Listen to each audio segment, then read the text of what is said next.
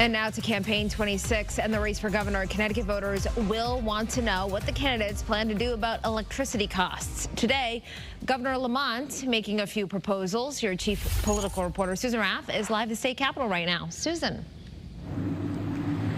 Stephanie, to be fair, state lawmakers did pass some reform this year, which will bring down our electric bills. But keep in mind, Connecticut still is one of the top states in the country when it comes to those high energy prices. Now, Governor Lamont, who's seeking a third term, says he wants to do more.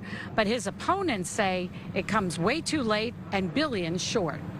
The cost of electricity affects everyone, and Connecticut residents have been calling for relief. The state, however, is in the top 3 with the highest rates. Energy costs and affordability are important issues for voters.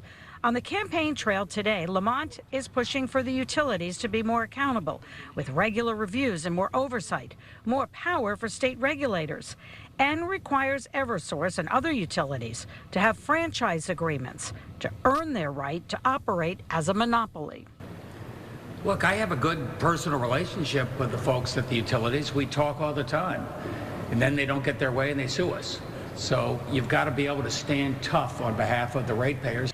Democrat Josh Elliott, who is challenging Lamont in a primary, feels the governor hasn't been tough enough.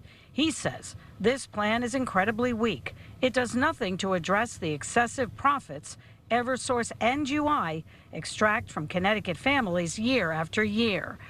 Republican Ryan Fazio has made energy a top priority. He wants to reduce electric bills by 20% by getting rid of the public benefits charges completely. Those charges have been turned into a credit because the state is now paying less for nuclear power, but the charges will come back. The governor hasn't been strong enough on the utilities over the last 8 years, and there's no reason for residents to think that the next 4 years will be some sort of thing new.